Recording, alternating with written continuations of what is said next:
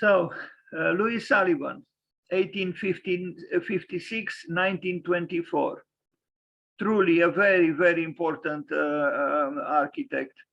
And for some people, he is less known than Frank Lloyd Wright, but he is not inferior to Frank Lloyd Wright. And Frank Lloyd Wright had, despite the fact that they had some conflicts at one point, although Wright found his first job for Adler and Sullivan, but he had a very high affection for Louis Sullivan all his life.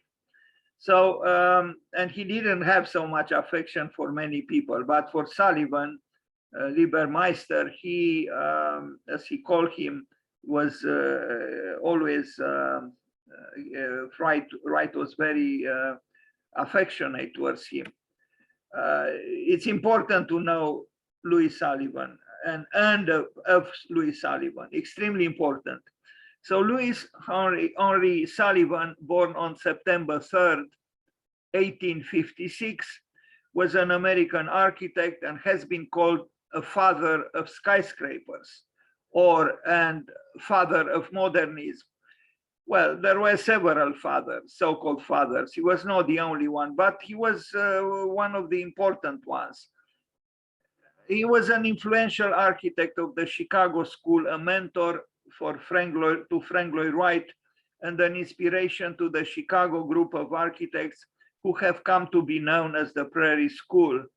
Along with Wright and Henry Hobson Richardson, Sullivan is one of the recognized trinity of American architecture. Not a little thing at all. The phrase form follows function is attributed to him, although he credited the concept to ancient Roman architect Vitruvius. In 1944, Sullivan was the second architect to posthumously receive the AIA gold medal. Now this phrase, form follows function, was many times misunderstood, misinterpreted by those who followed, by those who lived after Sullivan, and even during his time, because Sullivan had, I think, a more mysterious almost understanding about what he meant by form and what he meant by function. Let us not forget Sullivan, who was indeed the creator or one of the creators of the tall office tower, maybe not yet a skyscraper, and brought modernity to his time, and not just for the United States, to a good extent.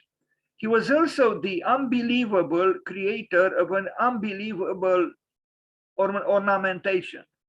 So those who think that structure all by itself is sufficient and that function all by itself generates form, you are going to see in this presentation samples of his almost phantasmagoric ornamentation. The question is, why did he need that ornamentation? What was the function of that ornamentation? Was it beauty? Well, beauty is itself, I mean, it has a function for life, for architecture. Function is not reducible only to the refrigerator, the toilet, and the parking lot. There is also the function of beauty. And, under the right conditions, ornamentation contributes to that beauty.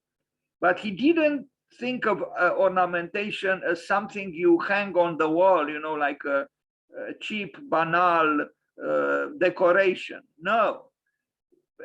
Yet his ornamentation is so complex and so intricate and so rich that you wonder, why this man who advocated the structural clarity of a rationally and rationalistically conceived office tower or office building needed that almost Celtic or Celtic ornamentation. So anyway, we'll arrive at it. But he was a very complex man. If you read his writings published in that modestly titled book, Kindergarten Chats, you will realize that this man had a certain duality within himself. He was an optimist, but he was also a pessimist. And unfortunately, his life ended in rather tragic circumstances. Although, as it was said in this short text, he was one of the trinity of American architecture. And this says it all, together with the other great architects, H.H. Richardson and Frank Lloyd Wright. So this was the man. Apparently his mother was Swiss. I mean, she came from Switzerland to the United States, and his father was Irish. And he had some kind of education in architecture, but not a very convincing one, so to speak. He studied a little bit in the States, he studied a little bit in Paris, but when Bruce Goff, another important architect, at 16, from what I read, asked Sullivan and Frank Lloyd Wright to tell him what school to go to, Sullivan apparently told him, stay away from school. It took me a lifetime to get rid of what I learned in school. So he was a rebel, maybe not so flamboyantly explicit like Wright was, but he was. And Wright, to the same question from Bruce Goff, said to Bruce Goff, Bruce Goff, if you go to school, forget about Bruce Goff, or Bruce Goff will disappear, meaning his personal significance. So both men, Sullivan and Wright, although they valued culture and education, no doubt, they were skeptical about the great benefits of the institution called school. Anyway, so architect Louis Sullivan, as you can see, born on September 3rd, he was an American architect called the father of skies. Anyway, this is a rather simplistic description of a complex man, an influential architect and critic of the Chicago School, a mentor to Frank Lloyd Wright. This I already read. He is, again, one of the recognized trinity of American architecture, and he posthumously received. It's the same information, but presented differently. The young Sullivan on the left, the older or more mature Sullivan on the right. And here he is again. This is a picture of Sullivan after, maybe a long time after he broke off with his partner, Adler. And when he worked together with Adler, they probably achieved the most important buildings. Although Sullivan did build a good number of buildings after he separated from Adler, but smaller works and yes, some jewels, as his banks, small banks are named or called, but still somehow, yes, smaller works than what he did together with Adler. But we'll go chronologically through all the works. Now I just, this is unusual for me. Usually after I show a few pictures with the architect, I show drawings. And there are plenty of drawings, especially of ornaments of Sullivan, which are incredible. But for this presentation today, first I show almost at random images of his work, and then we'll go chronologically one by one. I told you about the ornamentation. Now look at this. Because this is the father of modernism. I mean, we are not talking here about any modern architect. This is the father of modernism, or one of the fathers of modernism. Above this ornamentation, there is a building that, this is in Chicago, that is indeed modern, rather rational, although even above there are some gestures, discrete gestures towards reticent form of ornamentation. But what is here in the corner is neither reticent nor discrete. But I'm not saying it is not beautiful. But I'm just wondering, look at the building on the left and look at this. Now, the building on the left maybe came into being thanks to the father of modernism, or to one of the fathers of modernism, who did also this. Why is it that the histories of modern architecture neglect usually this side of Louis Sullivan? Why? Because it's a very important part of him and his work. Again, Louis Sullivan, the same building. This is a bank. We'll go through these works later chronologically. This was done after he separated from Adler, but even here there is plenty of ornamentation, which the purists of the histories of modern architecture neglect. So, you know, it's a very unfair history of modern architecture. You neglect something that the father or one of the fathers of modernism didn't neglect at all.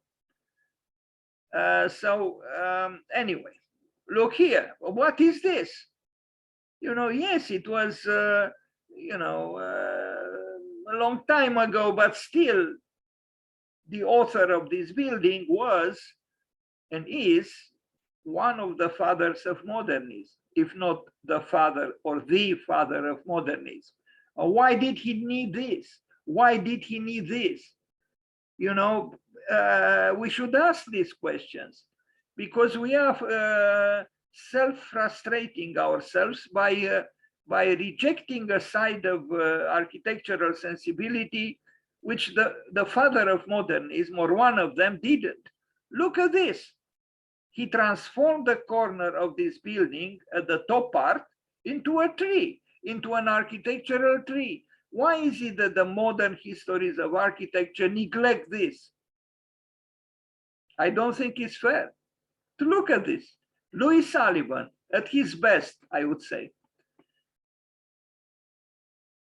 That he loved nature is obvious. All great architects loved nature, but they loved nature without, well, any gesture of, I mean, any act of love means the suppression of the ego. So you cannot love nature in an egotistical manner. You become not humbled, but the reverence towards nature has no room for human arrogance. What he did here, I think, is incredible. And again, I don't think it's insignificant. I don't think this is an accident. I don't think this is not important. No, it's very important. And yet, no one says Louis Sullivan and the duplicity towards ornamentation, or the ambivalence, or the precarious balance or pendulation, or I don't know how to call it, between structure and ornament. He did bring the rational or Cartesian structure to the tall building, but he also brought to the tall building what you see here. And this side, for some reason, is forgotten most of the time, not all the time, and not by everybody. Look at drawings. I have a big book, a facsimile book of his, sketches and studies of ornaments. The father of the Cartesian structure, or one of them. He was not the only one. Here again, we see clearly the rich imagination of Louis Sullivan when it came to ornamentation.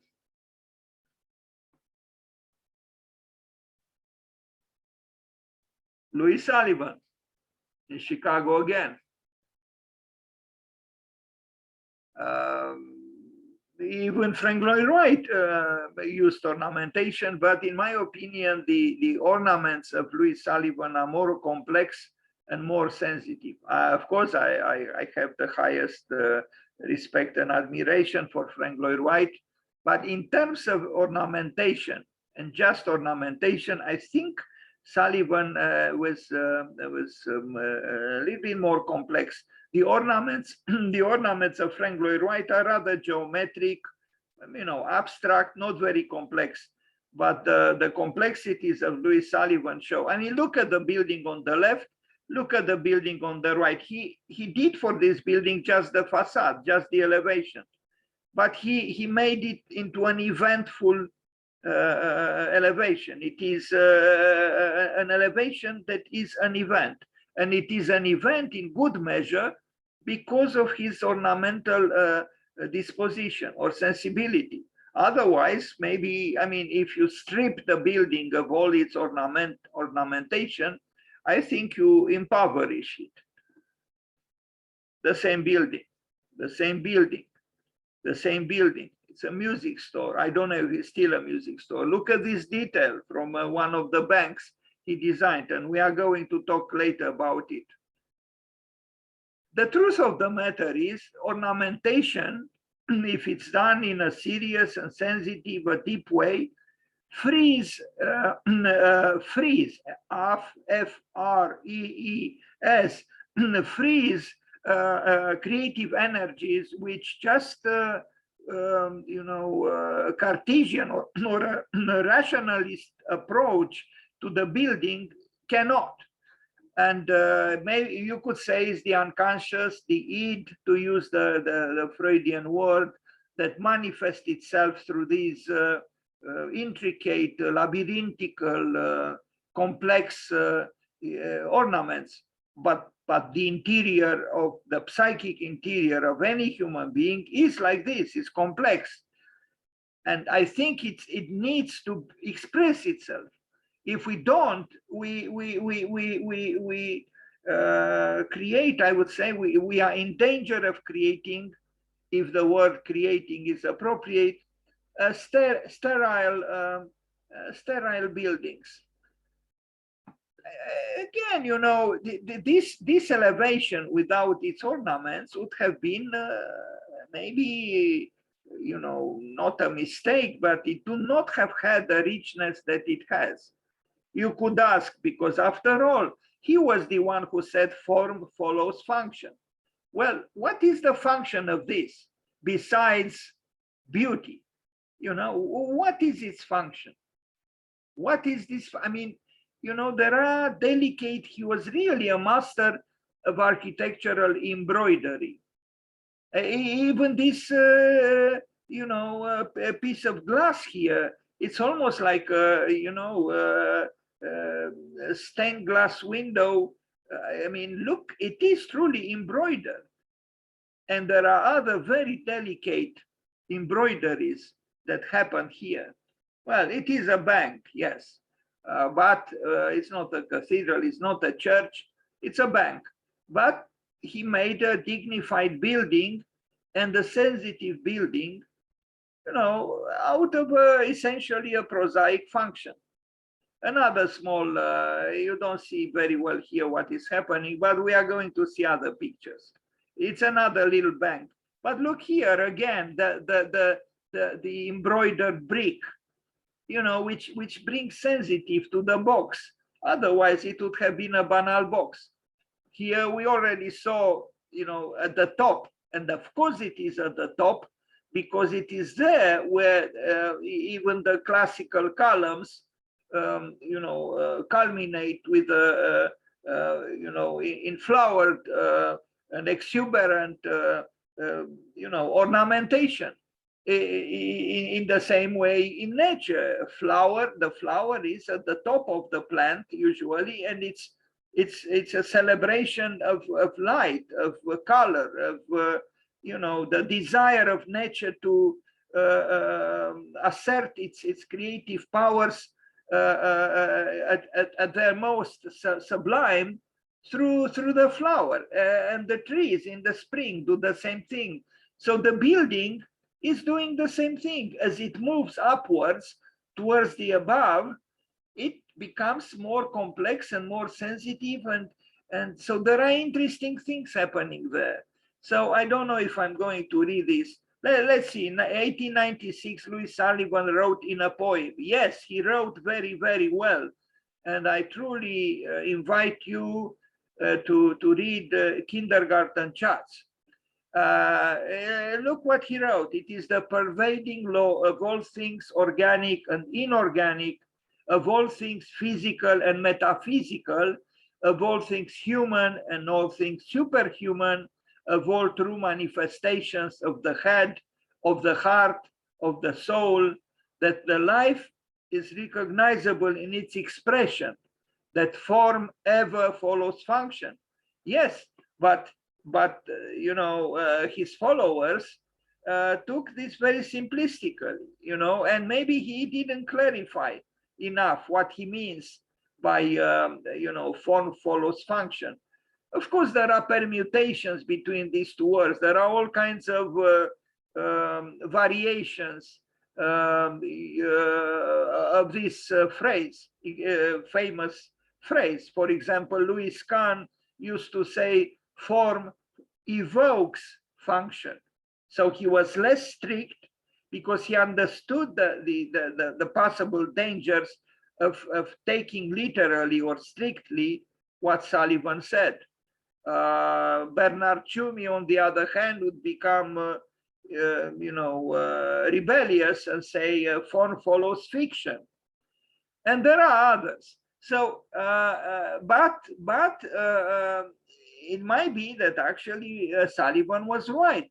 It's just that he didn't quite say what he meant by function and what he meant by form. Because, for example, Patrick Schumacher said it clearly: ornament and structure should not be separated. And, you know, unfortunately, the functionalist separates them to the extent that ornamentation even disappears. And the obsession becomes with structure, structure, and again structure. Here there is something else interesting that Sullivan said. Of all things physical and metaphysical, how many architects today address the metaphysical side of architecture, which is important, very important. For example, an important Romanian architect and man of culture, Geme Cantacuzino, he said, the architect occupies himself with or serves the you know, the man, the human being, and his gods. Well, his gods mean exactly the metaphysical that Sullivan wrote about. Nobody talks about the gods today. Very few people talk about the metaphysical side of architecture. Of course, the physical is very, very important. You cannot build a building without physicality. You use matter, right? You handle physical, you know, properties of materials. Architecture is a you know, a physical activity. In you know, yes, you can do a drawing, you can do a project, but if you want to build a building, you have to assume the physical, but you also have to assume the metaphysical, and that is not done very often. Sullivan himself, however, attributed those words to Marcus Vitruvius Polio, the Roman architect, engineer, and author who first asserted in his book De Architectura that a structure must exhibit the three qualities of firmitas, utilitas, venustas. That is, it must be solid, useful, beautiful. Now, Anyway, there is a lot to say here. Let me read it. So this credo, which placed the demands of practical use above aesthetics, would later be taken by influential designers to imply that decorative elements, which architects call ornament, were superfluous in modern buildings. But Sullivan himself neither thought nor designed along such dogmatic lines during the peak of his career. Indeed, while his buildings could be spare and crisp in their principal masses, he often punctuated their plain surfaces with eruptions, I love this word, eruptions of lush Art Nouveau and something like Celtic revival decorations, usually cast in iron or terracotta, and ranging from organic forms like vines and ivy to more geometric designs and interlace inspired by his Irish design heritage. Terracotta is lighter and easier to work with than stone masonry. Sullivan used it in his architecture because it had a malleability that was appropriate for his ornament.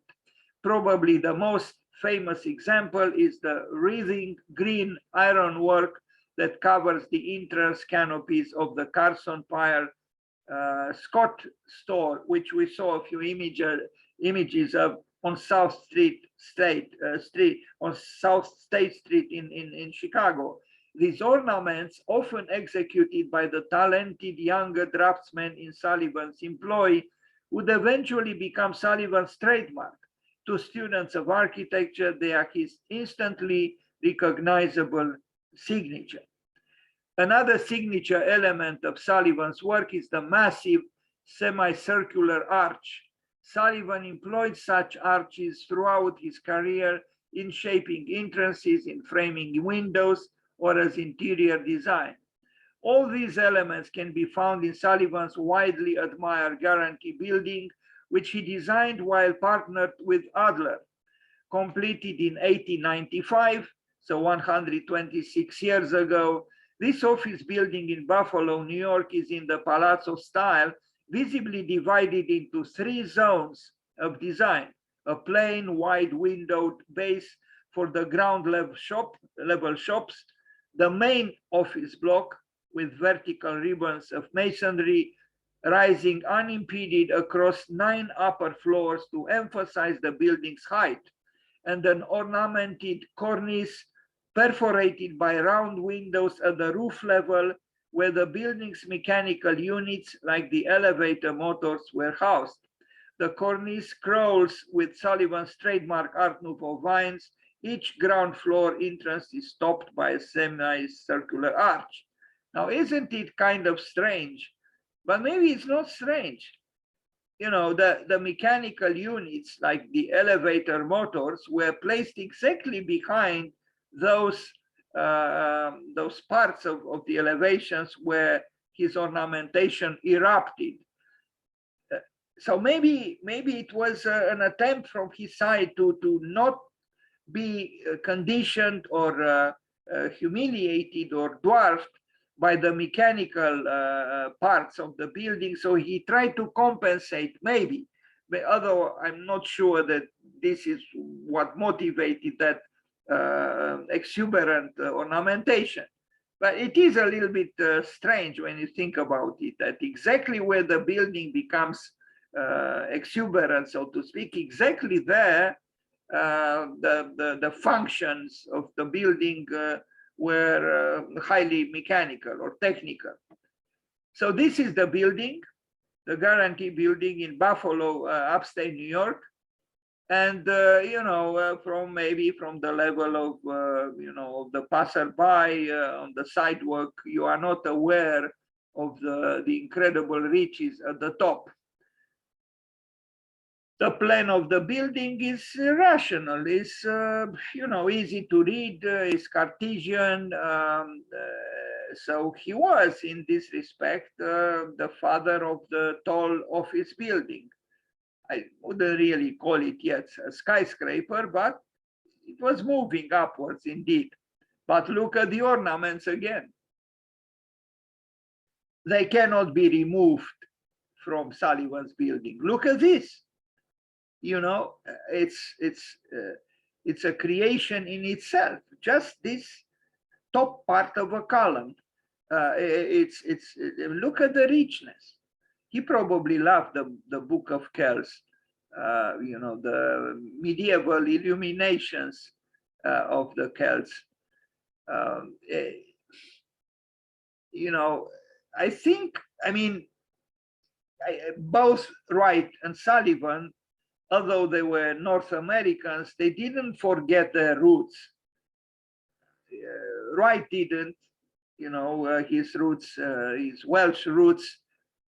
Sullivan didn't, his Irish roots. So it was a continuum, a cultural continuum that one cannot neglect. Anyway, these two men meant a lot and mean a lot for the architectural culture of North America. This is one of the high achievements of early modernity, a modernity which didn't arrive at this, you know, more simplistic forms that it deteriorated itself into. You know, it's still a building with dignity, with richness, with complexity, and yet we don't call it a complicated building. No, it's both rational and emotional.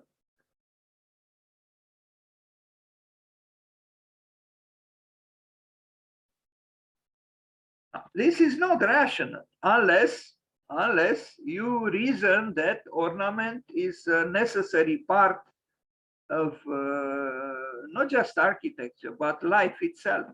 And here is this, to me, I feel like writing a poem or something, you know, maybe in an abundant novel or some, just about this corner in this building, which is, it's an event. It's indeed, it is an eruption of the creative forces of Louis Sullivan. And here what we see as well, you know, the skin of the building is not simplistic. It's rich, and it's, you know, Zaha Hadid said that she searched for an architecture that was raw, earthy, and vital. Well, I think Sullivan was closer to this desiderata than Louis Sullivan, than Zaha Hadid, because here there is earth, is the terracotta, there is rawness in a way. It's raw, but it's also delicate, and it's also vital. It uses geometry, but it's the vitality of those eruptions, as they were appropriately called, exemplified through ornamentation. You know, by comparison, the architecture of Zaha Hadid is, as I said it even 2 days ago or 3 days ago, it's rather sleek, and it might be vital in terms of form, but it's not raw and it's not earthy. While here it is. It's this architectural tree, as I call it, is exactly an example of what an architect who loves the earth, but also aspires towards the above, towards the sky. I'm not saying heaven necessarily, but towards the sky. And here we see the same thing, is the culmination of a column into an exuberance, architectural exuberance, one cannot neglect and should not neglect. I mean, just let's compare this column by Sullivan with our columns. Our columns today are just banal cylinders, mostly white, and that's it, which grow from a baseless base and culminate at the top insignificantly. But Sullivan was a mystic. He was a man who was not trapped by the gods of prose, by the gods of the gutter. He had lofty aspirations. And look at this building. This is also, the whole building is by Sullivan. What we see here is Sullivan. what we saw already in this incredible entrance is also Sullivan. You say, using the clinical language of the present, that he suffered the bipolar personality, that he had a bipolar personality, that this is one Sullivan and this is another Sullivan. Well, I would say Sullivan was just like Faust by Goethe, who said, alas, two souls are dwelling in my heart. And, you know, he tried to honor both.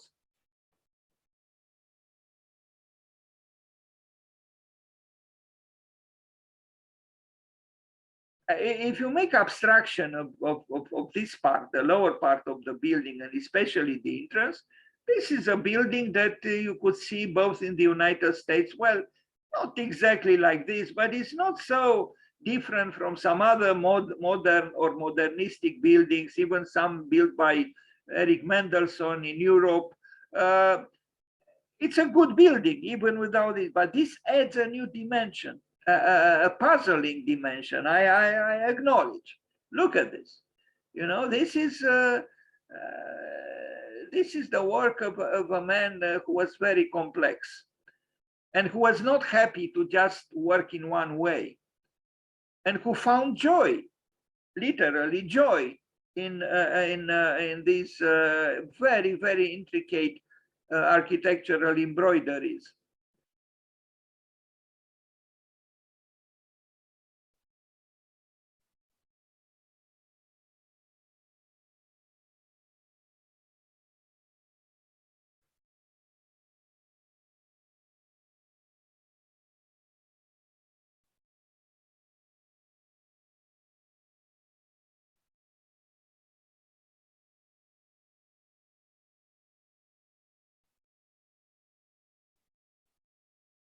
Now, the pragmatist would say, why should I lose my time doing this kind of thing, right? That's what the pragmatist would say. Not only that I lose money, but I also lose my time. But that's not what Sullivan thought and felt. This was not a loss of time. Quite the opposite. I think he earned time. He earned his life by doing this. He didn't lose it. Nor do I think that for him time was money. I think for him time was a cosmic force which couldn't be reduced to the measurability or the limited, I mean the accountable amount of money. Doesn't matter how large. Time is much more than money. It shouldn't be, it cannot be identified with money. Only a simplistic mind would say that time is money. No, because what Sullivan did, he understood that you cannot divorce vita activa, the active life, from the contemplative life, from vita contemplativa. These ornamentations were expressions of vita contemplativa, the contemplative life. And you cannot have a healthy, whole or holistic life if you are only concerned with what is called vita activa. No, you also need contemplation. And these ornaments are, I would say, expressions of contemplative disposition. Adler and Sullivan, he worked for a few offices, but at 20, I think he was 27 or 23 even, Adler, he found a job. Adler started the office, the architecture office. He was an engineer, but a very special engineer. I also have a presentation on him, and he deserves, Adler, a lot of acknowledgement and attention. Sullivan was hired being very young by Adler, and in 1 year, Adler made him a partner. So in 1887, I think he was 23 years old or 27, sorry. Anyway, he was very young, Sullivan, when he became a partner of Adler. And you see, they had a fruitful partnership for a good number of years. And they did build significantly. a first building from 1887. So the very year when Sullivan became a partner in the firm of Adler and Sullivan. Here is a tomb in the Graceland Cemetery in Chicago from 1887. Here it is. In the 19th century, architects still built a lot of, domus eterna, houses for the dead, and tombs, and it was a preoccupation which we do not have these days. Tell me of something similar done by Rem Koolhaas or Bjarke Ingels, but I can take almost any contemporary architect.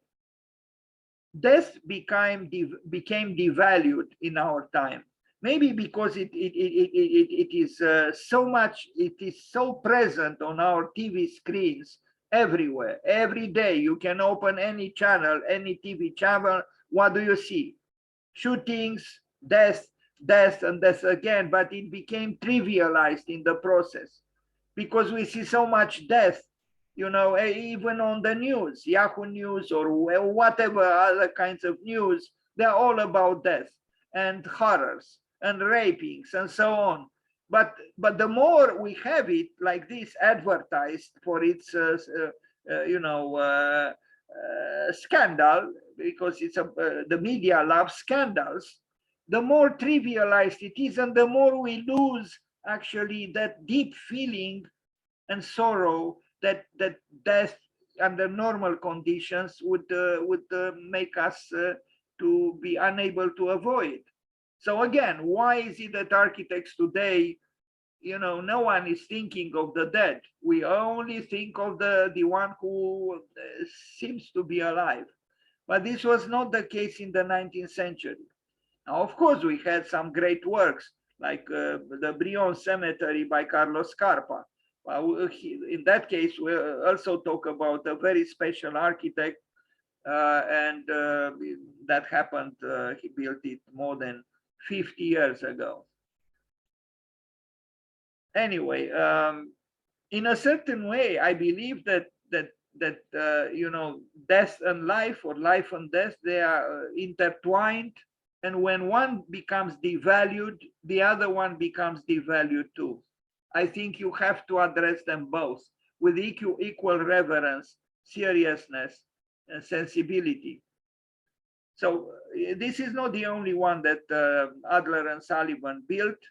Now, maybe Sullivan was the designer, and he probably was. But I also think that he found in the engineer Adler a sympathetic partner. In fact, after all, Adler hired Sullivan and not Sullivan hiring Adler. This is one of the most important achievements in architecture by them. And, Sullivan was amazingly young. He was not even 30 when they designed this building, the auditorium building in Chicago. It's this large building. It's one of the most important buildings in Chicago, and apparently even the sound within the auditorium is incredible. From what I read, that the sound problems were solved by Adler, the engineer, but it wasn't quite clear from what I read. He himself didn't quite know how it came that the sound was so fantastic inside the building. I understood he was asked. So you could say, I don't know. I mean, maybe Adler had a mystical side too. Maybe, and I imagine he did, because it was a great conjunction between the engineer. I don't even know if he had too much training as an engineer. He was the engineer of the partnership, and Sullivan, who himself was not very trained in architecture, I mean, formally, was the architect, the designer. And the two of them together created some of the most important buildings of that time. And, they had a very rich partnership. So look again, I mean, if John Ruskin was right, and I keep saying this, that the most beautiful things are the most useless, and he gave us an example, the peacock's tail.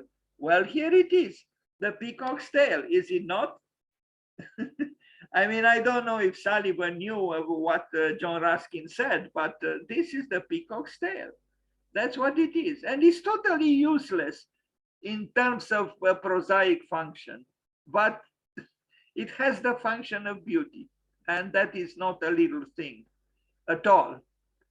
So anyway, a great building. The office of Adler and Sullivan, of course, in all modesty, had to be here at the top. Not bad at all.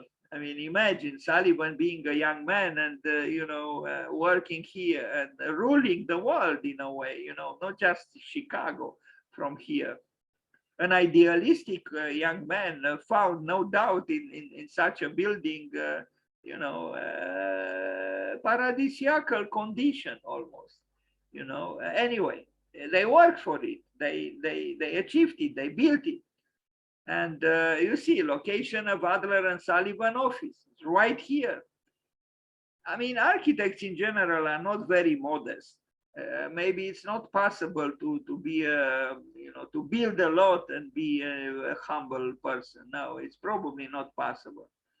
But this doesn't mean that the greatest architects are those with an unbearable amount of egocentrism. Anyway, this is the section. They built this whole building, and it was and it is, as I said, a landmark in Chicago, and a landmark in the mental landscape of modern architecture in general. So we move forward and look at this auditorium. It's like this today, and it functions very well, although it has 100, almost 130 years since it is alive. And well, thanks to Sullivan and Adler, or Adler and Sullivan. And we had not just one peacock, but two. So that would have been very pleasing for John Ruskin if he knew about this.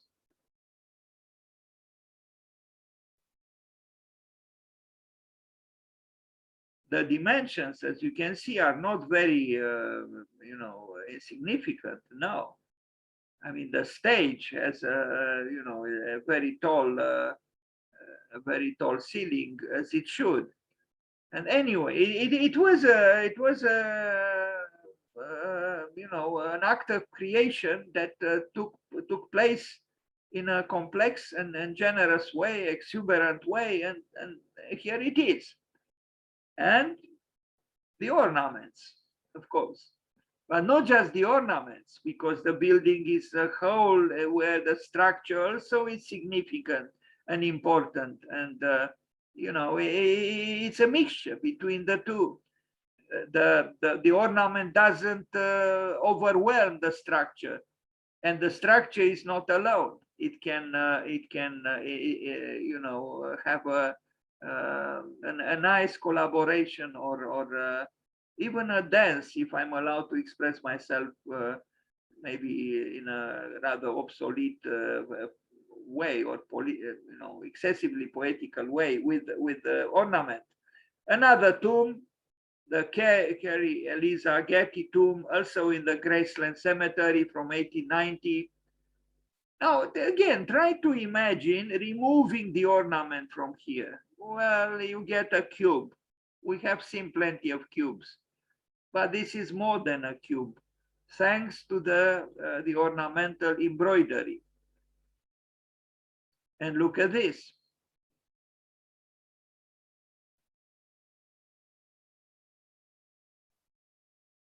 So it is not that Sullivan arrived at ornament after failing or getting sick and tired of excessive structuralism or excessive structure. No, he used ornamentation from the very beginning.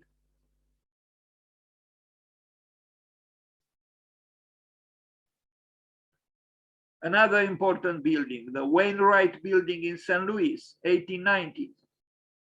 And again, you know, if a tree has leaves in the spring and flowers, so do the buildings by Adler and Sullivan, with Sullivan being the creator of this, well, who had this need for ornamentation. But I believe that Adler was supporting him in this eccentric activities, if we are to call them so. The Wainwright Building in St. Louis. Yeah. Culture is important, not for the sake of culture, not a literal culture. I mean, not a pedantic culture. It's that to infuse yourself, to be rooted in your spiritual past as well, as he was, because his father was Irish. And here there is, I mean, he was North American, but he didn't sever his ties with the culture of his parents. And so, you know, when Alvar Aalto said architecture belongs to culture, not to civilization, he, in an unspecific departure from reticence for a Scandinavian, he formulated in an almost brutal way a truth. Architecture belongs to culture, not to civilization. So those who think that architecture is about solving some you know, things having to do with living in a so-called civilized way, they reduce architecture to something that it's too far away from its essence. Indeed, architecture belongs to culture. Now, what exactly, I mean, in what way we can differentiate between culture and civilization, this deserves a serious discussion. Even Philip Johnson, he's you know, with a different sensibility, said some kind of the same thing. He said, Philip Johnson said, the future of architecture will be culture. So maybe we should think about this.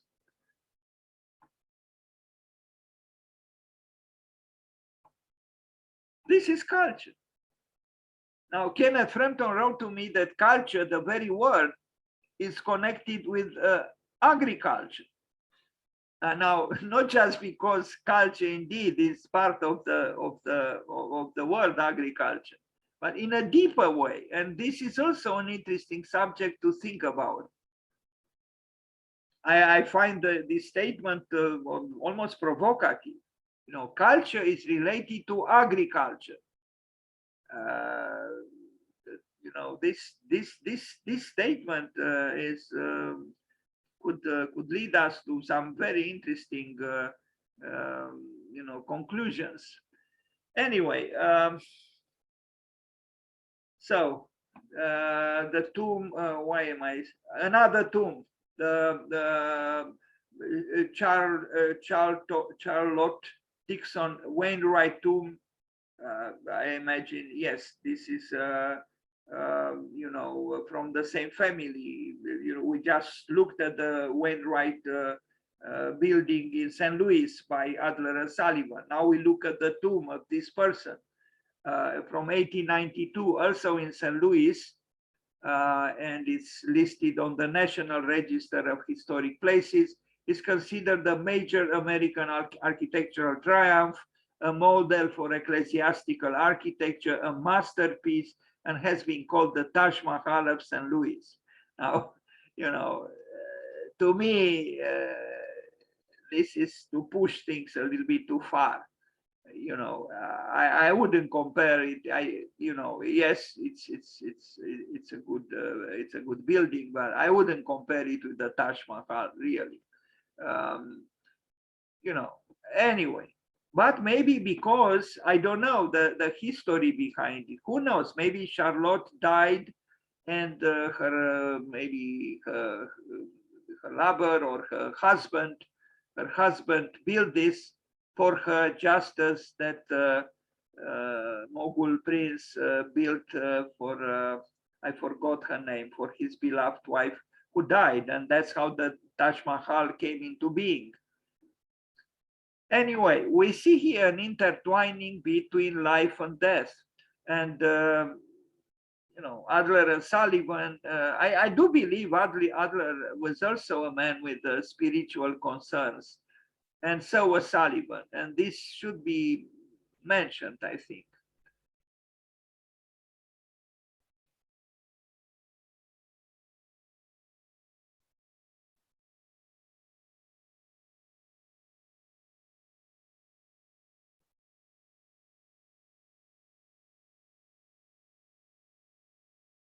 It's a meditation on the finality of life.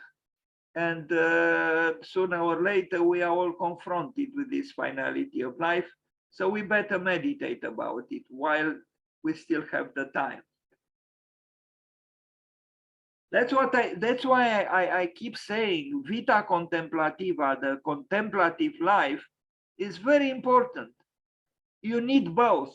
And Michelangelo knew this very well when he carved the statues of the two brothers in the Medici chapel.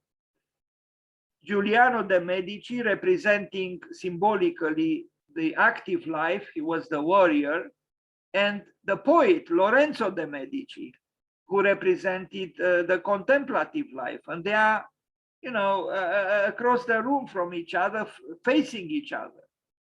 The duality of life, Michelangelo was very aware of, and not just through that work, but in that work was very explicit. Now, Union Trust building in St. Louis, this is the building. We read that the ornament heavily altered in 1924. Too sad, too bad, what can we do? But anyway, this is another building by Adler and Sullivan, and indeed, you can tell there are some parts of the ornamentation that Sullivan did, but others are probably gone. You see already, how it was before the ornamentation was heavily altered, as we just read. You could say again, what are these things here? Why? Why are these things here? The functionalist would say, we don't need them. Well, Sullivan thought otherwise.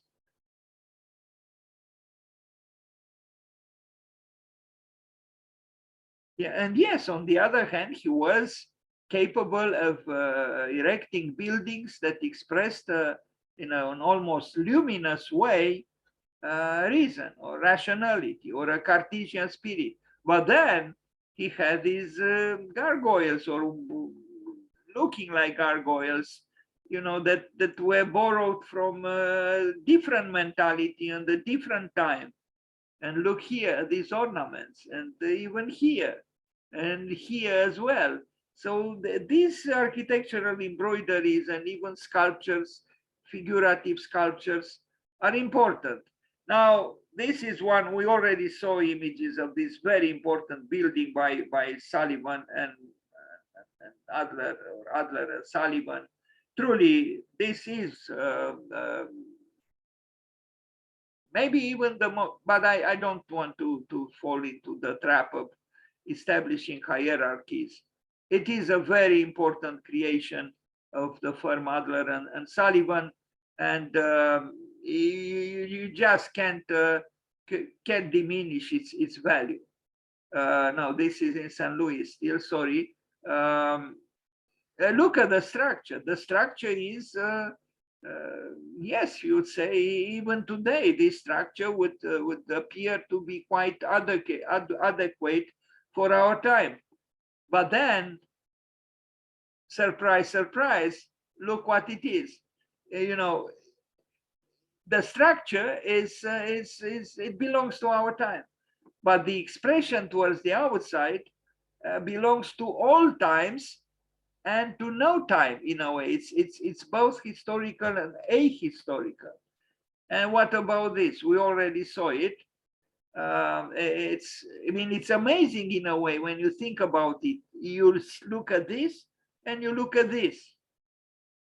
I mean, I'm talking about this part here.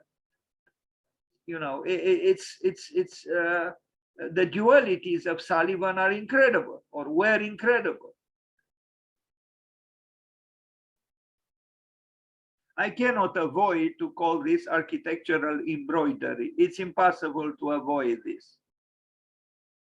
And how he did this, you know, he had very talented craftsmen to do this. You know, he couldn't do this alone. Even the interior, I think the influence here from the Book of Kells is obvious. And why did he need this? Well, because he needed beauty. That's why.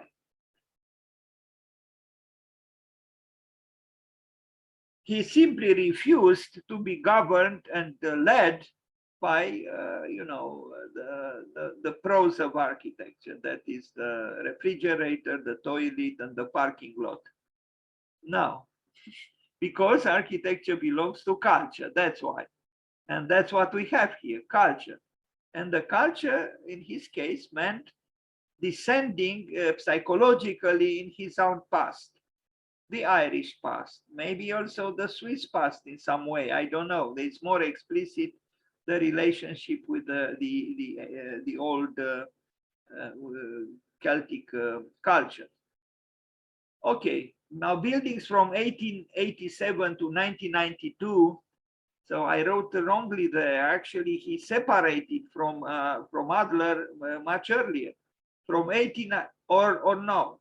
Maybe he designed them just by him, but maybe he was still, you know, in partnership with Adler.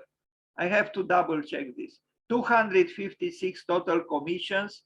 I don't know if there were so many, but we'll go rather, you know, quickly through some of the most important buildings that he built. And not so glorious any longer. I think his separation from Adler was you know, not bearing the best fruits. And a factory, well, you know, maybe he was depressed. I mean, this factory does not have the same spirit like the buildings that we just saw. And yes, the separation from Adler was in its consequences was, I would say, tragic. And it was tragic not just for Sullivan, but also for Adler, because from what I understood, I think the conflict between them, and that's the reason why they separated. I read something that Adler wanted to bring into the firm his son, and I don't know, something happened then, you know, and they separated. And this happens often where you have two partners, and at one point, although they are very successful, they choose to work independently. A warehouse, a company store, also done by Sullivan alone. I am rushing a little bit to arrive at the jewel boxes, his small banks that he built, which are indeed in good measure jewels, as they had been called. The James Charnley House, this is also interesting because Frank Lloyd Wright had an important role in this building. Now is the Museum Foundation and the national headquarters of the Society of Architectural Historians. The interior, apparently, Wright had a lot to say inside this building. And, you know, it is important because it is a building that testifies about, in this case, the collaboration between Sullivan and Frank Lloyd Wright. Frank Lloyd Wright, who worked, I think, for about 5 years or so in the office of Adler and Sullivan, and he became more and more assertive. And from what I read, he began to steal, yes, some of the clients of Adler and Sullivan. And at one point, Sullivan found out, and they had a fight, and they separated. But as I said, Wright always kept very warm feelings towards Sullivan. Well, Sullivan, I understood, also lent money to Frank Lloyd Wright to build his house in Oak Park. So they had a rich relationship. This is the interior of the house, where apparently the young Frank Lloyd Wright had something to say. And yes, there is somehow a different spirits, I feel somehow. The modernity of the interior seems to be a little bit more resolute than in some buildings done exclusively by designed exclusively by Sullivan.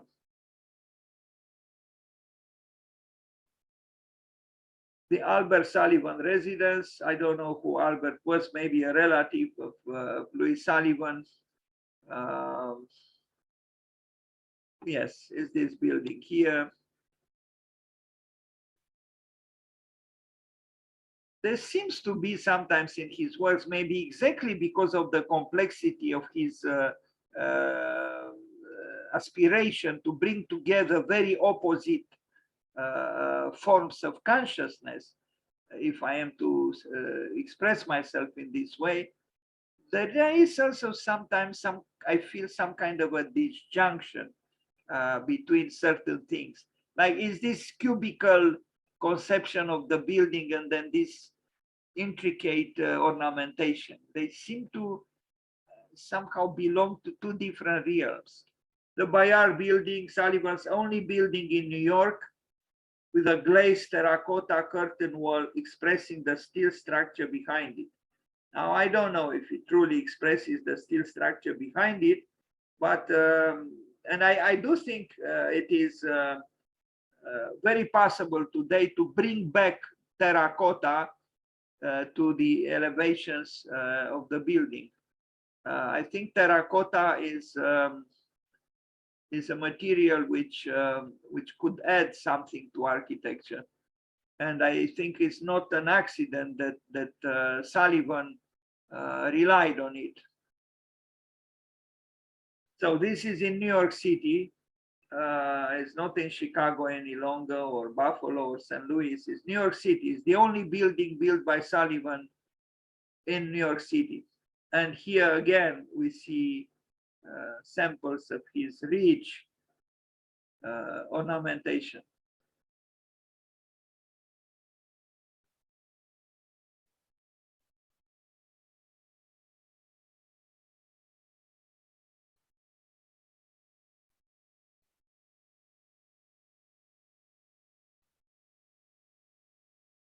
Commercial loft of Gage Brothers. There is an interesting architect today who teaches at Yale, Mark Gage. Well, this is a different Gage, the Gage Brothers. Anyway, is this building, and we see at the top again the samples of Sullivan's ornamentation. Holy Trinity Russian Orthodox Cathedral and Rectory. It's rather a church. It's a smaller building, but it's interesting that Sullivan built 120 years ago or so a Holy Trinity Russian Orthodox Cathedral. Here it is.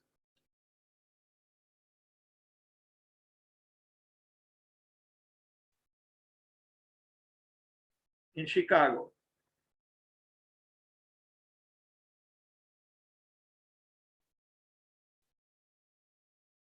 It's not a big building, but it was built by Sullivan for a Russian church, Orthodox church.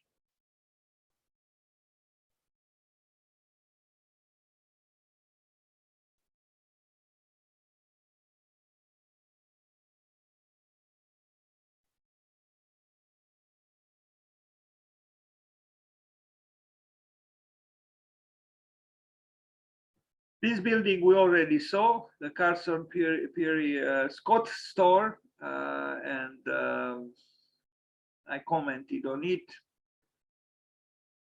So this was built in 1899, 1904. the threshold between two centuries.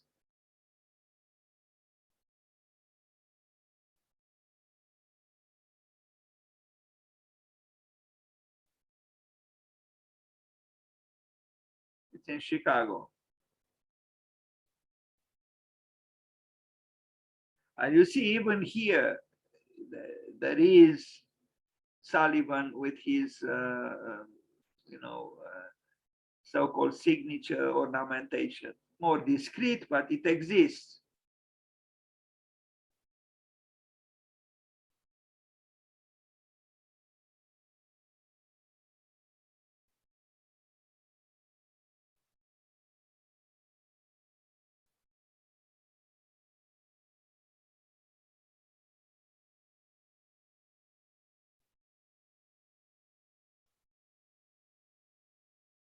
So this is not terracotta any longer, it's iron, and it looks like it.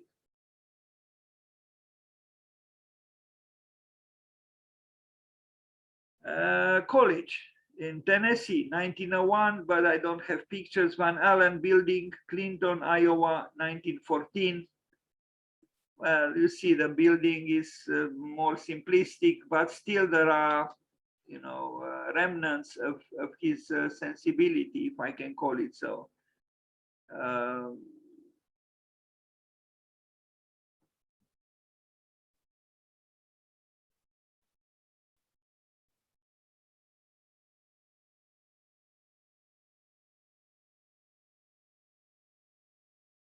St. Paul United Methodist Church. This is an interesting church in Iowa from 1910.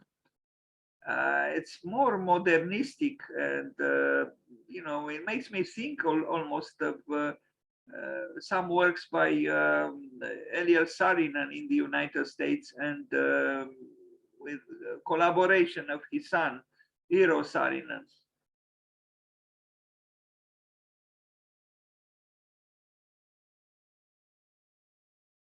Interesting work by Sullivan, and somehow atypical.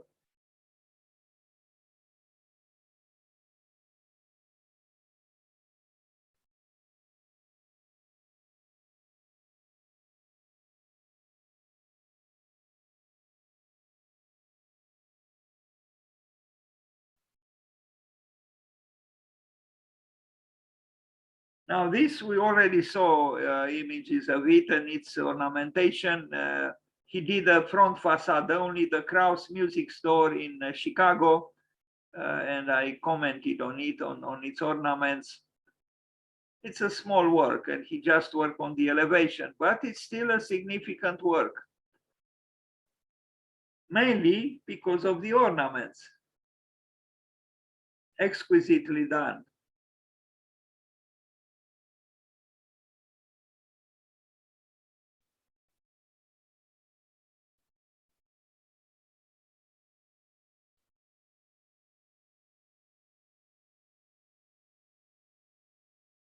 Maybe it is a celebration of music. This year, there are 200 years since Napoleon died. And I read that Napoleon also valued music very, very highly. He saw that life without music would be unbearable. Well, I guess Sullivan thought the same way, and so did Emile Cioran. Banks. These banks are very interesting. So by the end of the first decade of the 20th century, Sullivan's star was well on the descent. Sorry, this, according to whom, is from Wikipedia. I should have removed it. And for the remainder of his life, his output consisted primarily of a series of small bank and commercial buildings in the Midwest. Yet a look at these buildings clearly reveals that Sullivan's muse had not abandoned him.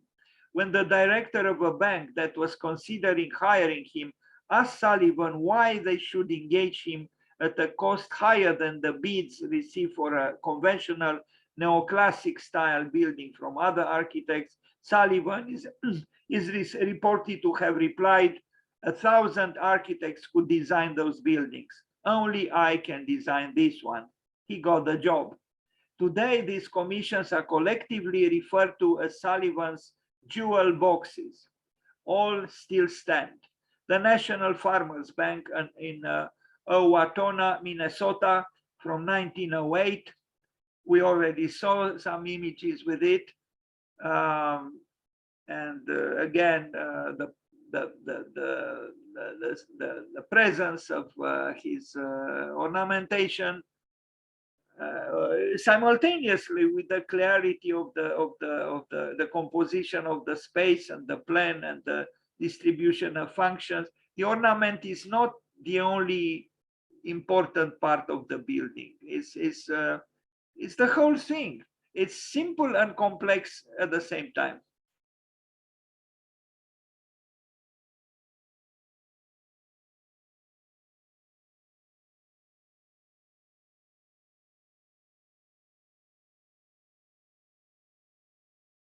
It's probably one of the most beautiful banks in the world, even if it's a small, I mean, a smaller building than many banks have.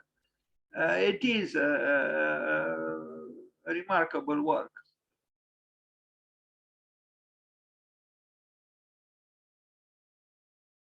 Now, the People Savings Bank in Cedar Rapids, Iowa, 1912. Here it is. Brick, beautifully put to work. You see the importance of ornament and the importance of sculpture. It brings sensitivity to the building. Otherwise, the building is almost reticent, if not austere. The only Adams building in Algona, Iowa, 1913. This is a smaller even building, but even this one has a touch of nobility brought to it by Sullivan. I mean, look at the building on the right and look at the building on the left, and this was probably modified here, but this facade still has the dignity of a Sullivan work. Yes, this was without question modified, but you can still see sensitivity at the top, and the spirit of Louis Sullivan is still present, didn't die. The Merchants National Bank in Grinnell, Iowa, 1914, with this glorious entrance. And I'm sure Sullivan didn't mean to create the church of money or the cathedral of money. No, it was almost like a parallel reality, again, like in the case of the building that we saw previously, where behind the most exuberant ornamentation there were mechanical parts.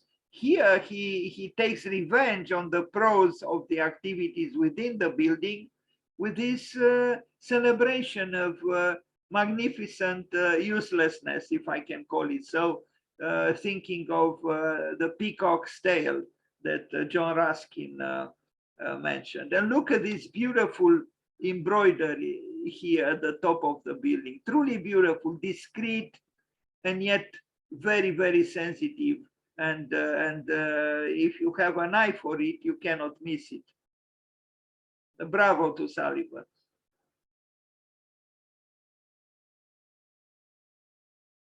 Now, the benches, I'm sure, do not belong to him. But if you can make abstraction of them, and the interior is both modern. I mean, it is modern. It is modern. The space it's a modern space. But then look at the windows. Look at the lamp. Sorry about Alami. Home Building Association Company in Newark, Ohio, 1914. Grayish, but still it's a building by Sullivan. Indeed. Whoever denies the importance of ornament should remember these images and these works.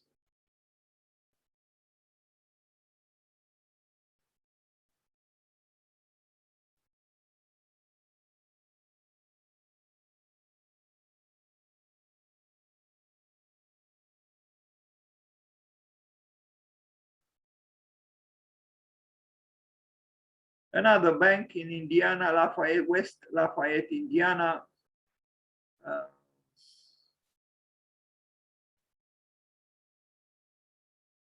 I'm sure when he designed this building, he didn't expect to have this ATM machine here and this garbage, container here. But what can you do?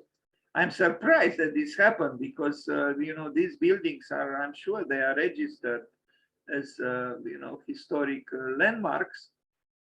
How this was done here like this is beyond me, and with this vulgar sign. I don't understand these people, Chase ATM, put this vulgar sign here on top of it's incredible to me, I mean, try to make abstraction of these vulgarities if you can, because this is exactly what happens when culture is thrown into the gutter.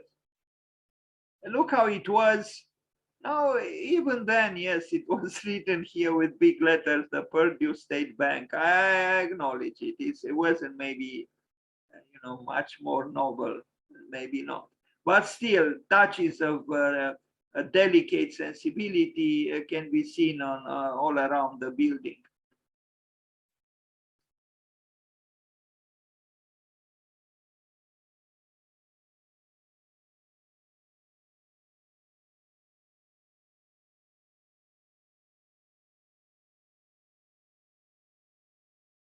People's Federal Savings and Loan Association, Sydney, Ohio. The jewel boxes of Louis Sullivan. What can we say? He was approaching the end of his life, and from what I read, he died alone and destitute almost in a hotel room. A very unusual ending for any architect. Forget about a famous architect, the father of modernism, and the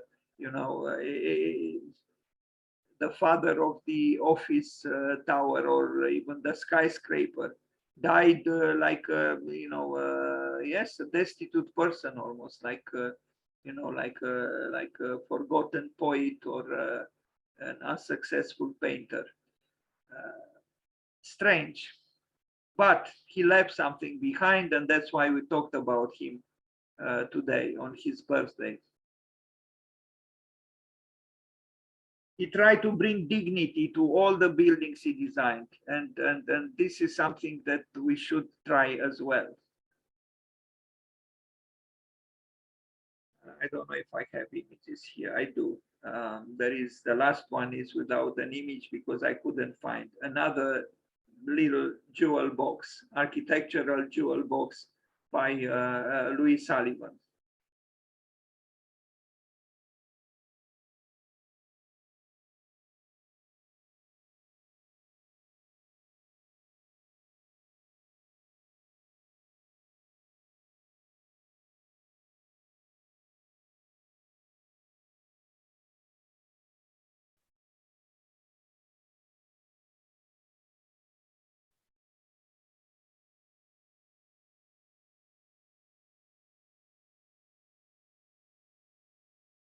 Now, for this one, I couldn't find a picture, so I end now my presentation.